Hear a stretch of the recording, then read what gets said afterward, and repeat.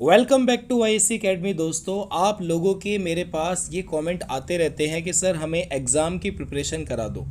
तो जो भी मई जून के अंदर आपके 6 सेमेस्टर के एग्ज़ाम होने वाले हैं उन बच्चों के लिए ये क्वेश्चन बहुत ही ज़्यादा मोस्ट इम्पॉर्टेंट है। और एक चीज़ और बता दूं, मैं सिर्फ आपको क्वेश्चन नहीं बताने वाला, इसके साथ इसका आंसर भी एक्सप्लेन करूंगा सो दैट आपका कोई भी डाउट ना रह जाए आपके एग्ज़ाम के लिए। तो आपके एग्ज़ाम की जो प्रिपरेशन है वो बहुत बढ़िया से होने वाली है।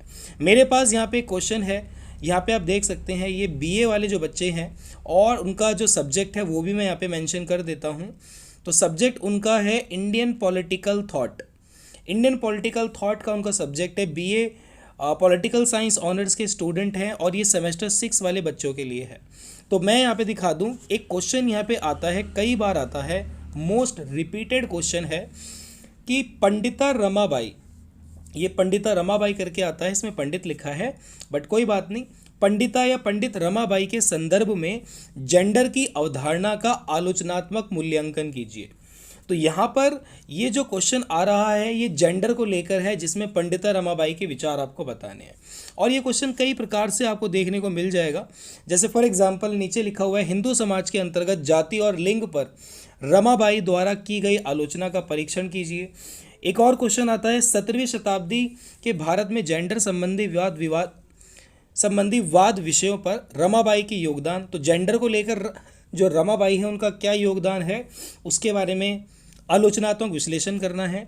आलोचनात्मक का मतलब होता है किसी भी मुद्दे को एक्सप्लेन करना, उसके जो नेगेटिव पॉइंट है उनको भी एक्सप्लेन करते हुए। पंडित रमाबाई के संदर्भ में जेंडर की अवधारणा सेम आ रहा है। और इस तरीके से आप देख सकते हो, नीचे भी लिखा है, पंडित रमाबाई के अनुसार भारतीय समाज ज्ञान व परंपरा के आलोक में भारतीय स्त्री की स्थितियों का वर्णन करें। यानी कि भारतीय स्त्री की कैसी स्थिति थी उसमें पंडिता रमाबाई के विचार आपको बताने हैं। तो इस तरीके से मल्टीपल क्वेश्चंस यहाँ पे हैं।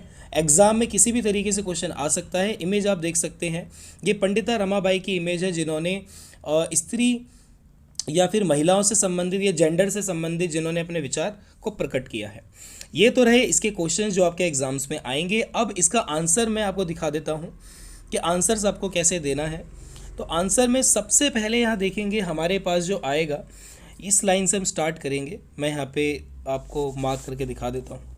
तो दोस्तों आप देख सकते हैं, पंडिता रमाबाई के जेंडर पर विचार। पंडिता रमाबाई ने अपने जीवन के आरंभिक वर्षों से ही समाज सुधार पर ध्यान केंद्रित किया। तो जो पंडिता रमाबाई हैं उन्होंने अपने जीवन के आरंभिक वर्षों से ही, यानी कि शुरुआती दौर में जब उन्होंने होश संभाला तो उसके बाद से ही उन्होंने समाज सुधार पर ध्यान केंद्रित किया। यानी कि सोसाइटी में किस तरीके से वो कंट्रीब्यूट करके कुछ चेंज लेके आ सकते हैं। उन्होंने महिलाओं, विशेषकर उच्च जाति की बाल विधवाओं के लिए काम किया। उन्होंने कलकत्ता और बंगाल प्रेसिडेंसी की यात्राएं की और महिलाओं को शिक्षा और सशक्तिकरण के लिए प्रेरित किया। तो यहाँ पर जो ये पंडिता रमाबाई हैं उन्होंने विशेषकर जो उच्च जाति की महिलाएं हैं और उनका जो बाल विवाह किया जाता है उससे रिलेटेड इन्होंने काम किया। यानी कि जो ये बाल विधवाएं हैं इनके लिए दोबारा से विवाह हो सकता है, नहीं हो सकता है, इसके ऊपर इन्होंने काम किया। और ऑब्वियसली इन्होंने विधवा को दोबारा से शादी करने के लिए जो समाज की अप्रोच है उसको बदला। उन्होंने कलकत्ता और बंगाल प्रेसिडेंसी की यात्राएं की और महिलाओं को शिक्षा और सशक्तिकरण के लिए प्रेरित किया। सशक्तिकरण का मतलब होता है, क्या बोलते हैं उसको, विमेन एम्पावरमेंट, यानी कि महिलाओं को भी शक्तिशाली बनाना, उनको अपने अधिकारों के प्रति जागरूक करना। अपने पति की मृत्यु के बाद जब वे पूना आई तो उन्होंने आर्य महिला समाज की स्थापना की जो महिलाओं की शिक्षा के लिए समर्पित था। जब इनके पति की मृत्यु हो गई थी उसके बाद ये पूना आई और उन्होंने क्या किया, एक आर्य महिला समाज की स्थापना की। आर्य महिला समाज ये एक प्रकार का आप संगठन समझ सकते हो।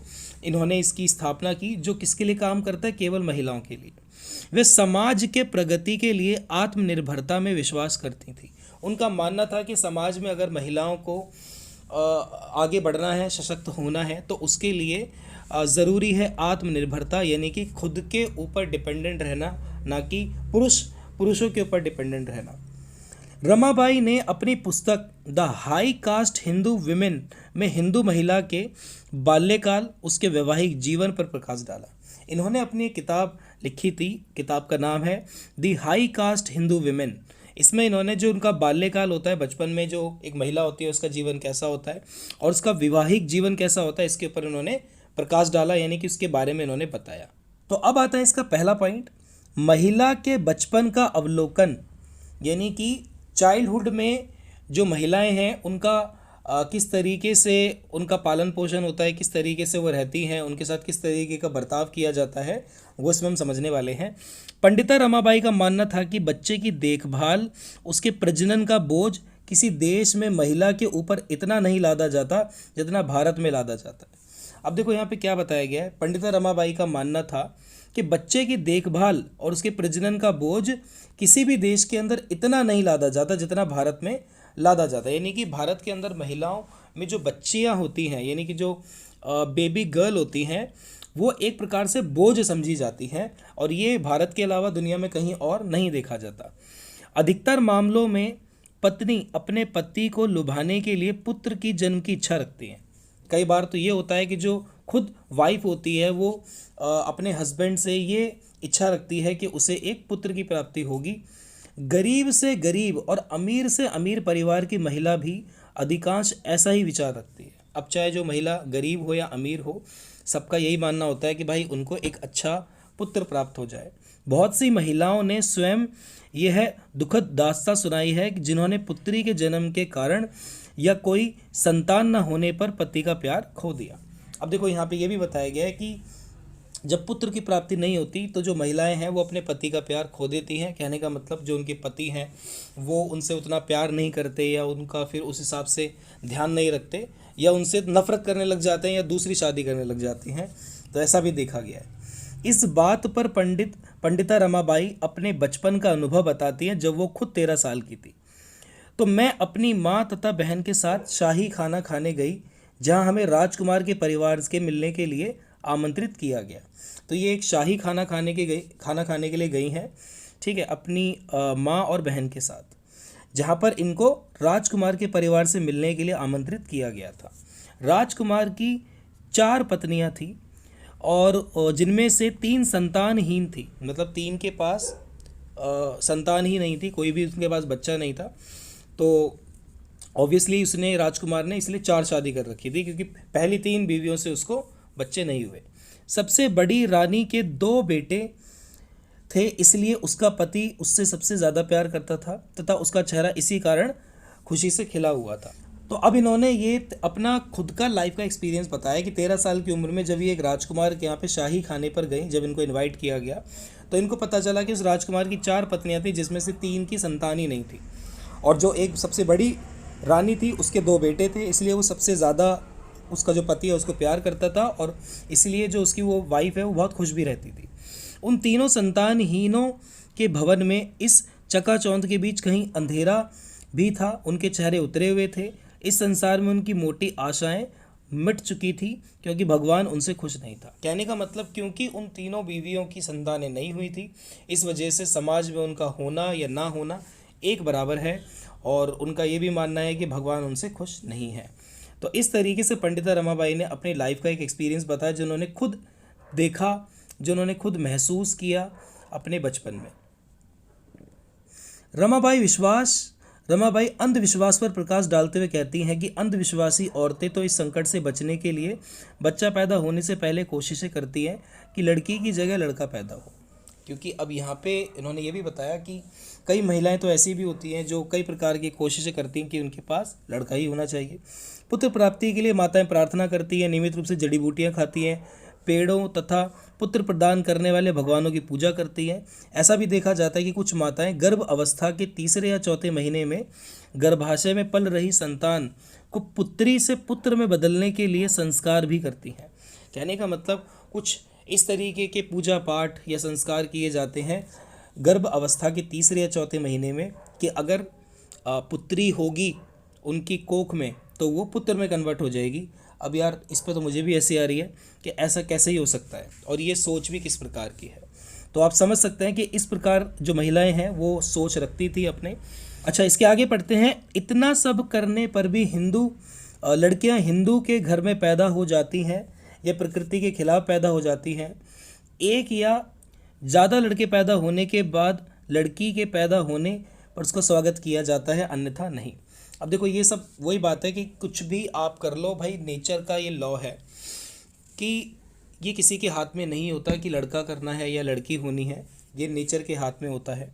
फिर भी इतना कुछ करने के बाद, जड़ी बूटियाँ खाने के बाद, पूजा पाठ करने के बाद, कुछ भी अटरम शटरम करने के बाद फिर भी लड़कियां पैदा होती हैं, जो कि ऑब्वियस है, पैदा होंगी, ये नेचर का रूल है, लड़के लड़कियां दोनों ही पैदा होते हैं। लेकिन यहाँ पर यह बताया गया है कि उसको शुभ नहीं माना जाता एक प्रकार से। और ये भी बताया गया है कि अगर कोई एक लड़का हो जाए या ज़्यादा लड़के पैदा होने के बाद लड़की पैदा हो तो उसका तो वेलकम करेंगे, वरना अगर शुरू में ही लड़की हो गई तो उसका कोई वेलकम नहीं किया जाएगा।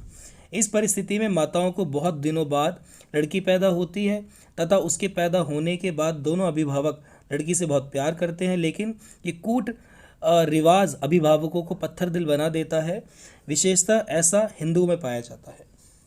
अब यहाँ पे वही बात बताई गई है कि अगर लड़का पैदा होगा और उसके बाद लड़की पैदा होगी तो लड़की के लिए अभिभावकों का प्यार उमड़ कर आ जाएगा, लेकिन अगर शुरू में ही लड़की पैदा हो जाए तो उसके लिए कोई वेलकम या उतनी खुशी नहीं रहती है। और ये जो रिवाज है वो हिंदुओं में ज़्यादा पाया जाता है, ये पंडिता रमाबाई के अनुसार यहाँ पे बताया गया है। इसको थोड़ा सा और एक्सप्लेन करते हैं आगे। हिंदू महिला के बचपन के बारे में अपनी पुस्तक में पंडिता रमाबाई लिखती हैं, मनुस्मृति के एक उदाहरण के अनुसार एक पुत्री एक पुत्र के समान है। अब इन्होंने क्या बताया है कि एक मनुस्मृति का उन्होंने उदाहरण लेके बताया कि एक जो पुत्री होती है वो पुत्र के समान ही होती है। दोस्तों इसके बाद हम इसको यहाँ से पढ़ेंगे, सभी आशीर्वाद एक पुत्र का लोभ दर्शाते हैं, क्योंकि एक हिंदू की यह इच्छा होती है कि परिवार में एक पुत्र का जन्म होने से पिता को मुक्ति मिल पाएगी। उस व्यक्ति के लिए स्वर्ग में कोई स्थान नहीं है जिसकी कोई भी पुरुष संतान नहीं हो, ना ही जिसकी कोई भी पुरुष संतान हो। तो कहने का मतलब यहाँ पे जो लड़का होना है उसको शुभ बताया जा रहा है, और अगर लड़का किसी का नहीं होता है तो उसको क्या माना जाता है, अशुभ माना जाता है, और उसको स्वर्ग में कोई स्थान नहीं मिलता। तो इस तरीके से जेंडर को लेकर जो पंडिता रमाबाई हैं उन्होंने अपने विचार प्रकट किए। बट अभी ये ख़त्म नहीं होता है, इसमें अभी और भी हैं चीज़ें। पंडिता रमाबाई ने और भी चीज़ें एक्सप्लेन की, और ये क्वेश्चन भी आपका 15 से 20 नंबर का है, तो आपको अच्छे से चीज़ें एक्सप्लेन करके लिखनी होंगी। नाउ इसके आगे से हम समझेंगे तो इसमें और ही हमें बताया हुआ है। रमाबाई के अनुसार पश्चिमी तथा दक्षिण भारत में जब एक बालिका या महिला बड़ों को प्रणाम करती है तो वे उसे आशीर्वाद देते हुए कहते हैं कि भगवान तुम्हें 8 पुत्र हों, भगवान करे तुम्हें 8 पुत्र हों और तुम्हारा सुहाग बना रहे। इससे ये पता चलता है कि पुत्री को प्राप्त करने की किसी की भी इच्छा नहीं है, उन्हें तो किसी और की संपत्ति माना जाता है। एक पुत्री का अपने अभिभावकों की वृद्धावस्था में कोई भी महत्व नहीं समझा जाता। तो यहाँ पे इन्होंने ये बताया गया कि जो लड़कियाँ होती हैं उनको आशीर्वाद भी इस प्रकार के दिए जाते हैं कि तुम्हें 8 पुत्र प्राप्त हों, जैसे बोलते हैं ना कि पुत्रवती भवा, इस तरीके से, और सदा सुहागन रहो तो तुम्हारा सुहाग बना रहे। तो इस तरीके के आशीर्वाद दिए जाते हैं, जिससे पता चलता है कि किसी की भी इच्छा नहीं है कि लड़कियां पैदा हो। तो इसीलिए लड़कियों के पैदा होने पर उनकी कोई इम्पोर्टेंस नहीं है। ना ये समझा जाता है कि जब उनके अभिभावक वृद्ध अवस्था में हो जाएंगे तो लड़कियां उनको हेल्प नहीं करेंगी या उनको मतलब किसी भी प्रकार की सुविधा नहीं मिल पाएगी लड़कियों से, ऐसा उनका सोचना था। इसके आगे आता है, यदि दुर्भाग्य से कोई पत्नी केवल पुत्री को ही जन्म दे तो मन का आदेश है कि उसके पति को किसी अन्य महिला से संबंध बना लेने चाहिए। अब यहाँ पे बताया गया है कि अगर कोई पत्नी केवल पुत्रियों को ही जन्म देते जा रही है तो उसके पति को किसी महिला से संबंध बनाकर पुत्र पैदा कर लेना चाहिए।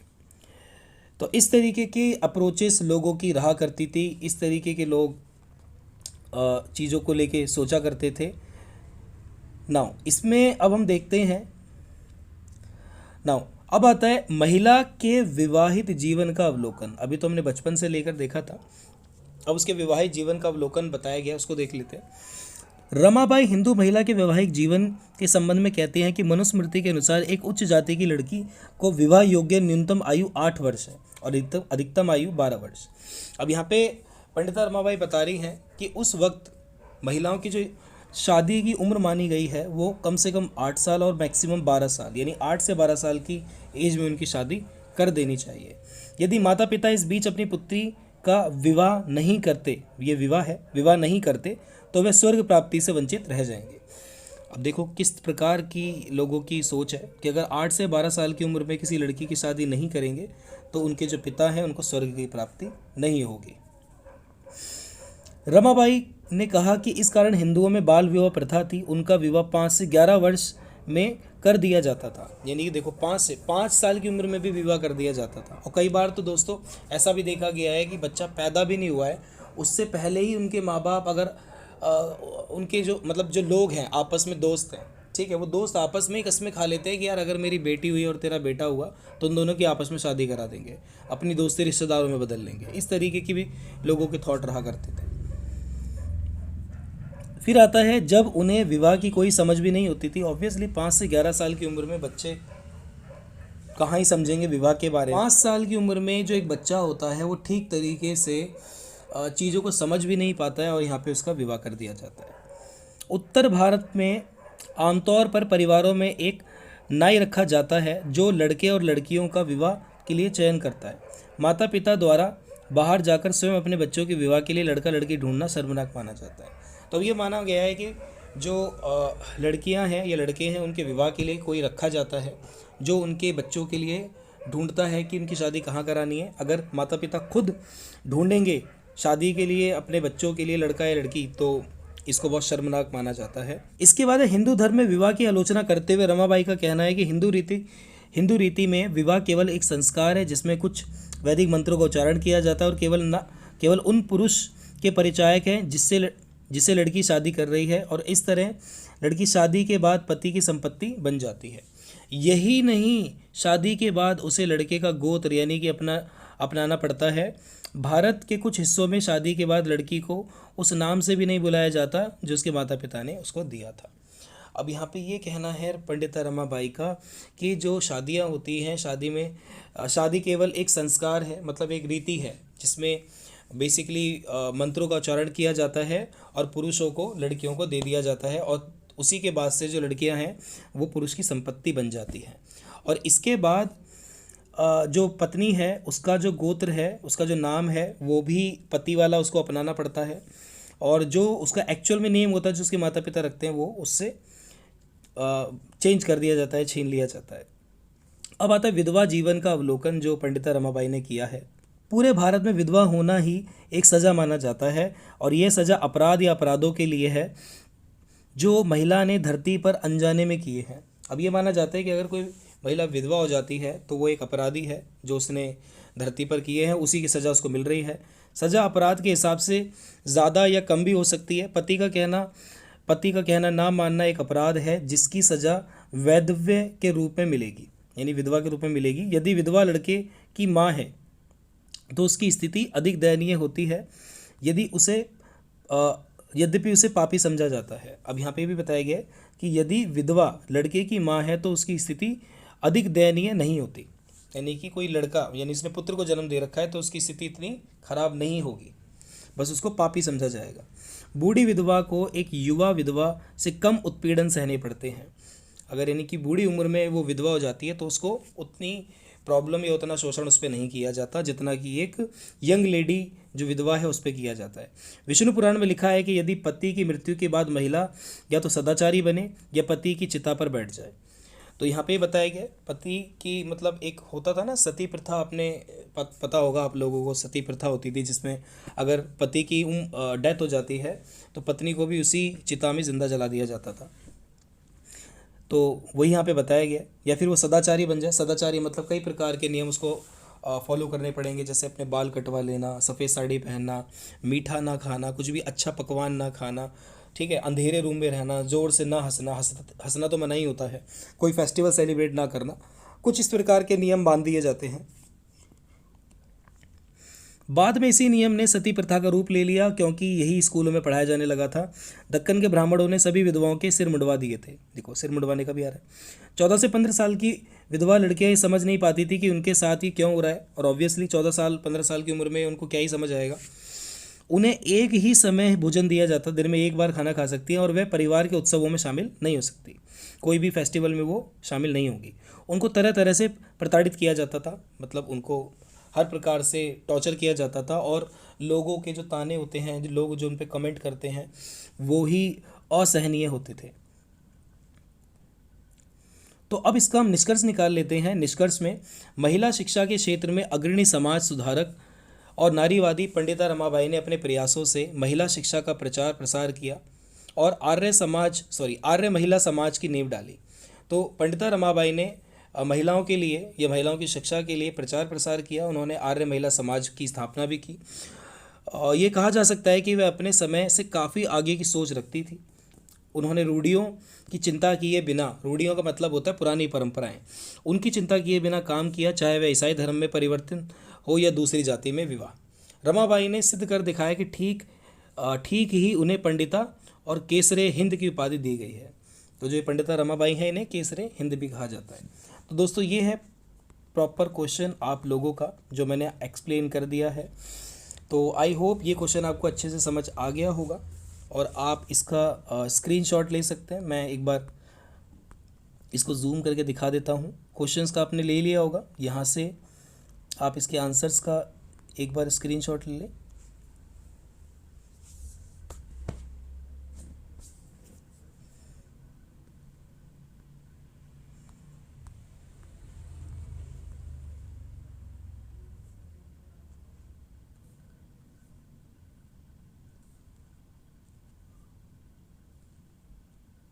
आई होप दोस्तों क्वेश्चन आपको अच्छे से क्लियर हो गया होगा। इसी प्रकार से मैं और भी क्वेश्चंस आपके लिए लेके आऊँगा, जिसमें क्वेश्चंस के साथ आंसर एक्सप्लेन करूँगा, तो आप अपने एग्ज़ाम के लिए अच्छे से प्रिपरेशन कर पाएंगे। अब ये वीडियो आप अपने दोस्तों को जरूर शेयर कर देना। मिलता हूँ आपसे अगले वीडियो में। Bye bye and wish you all the very best.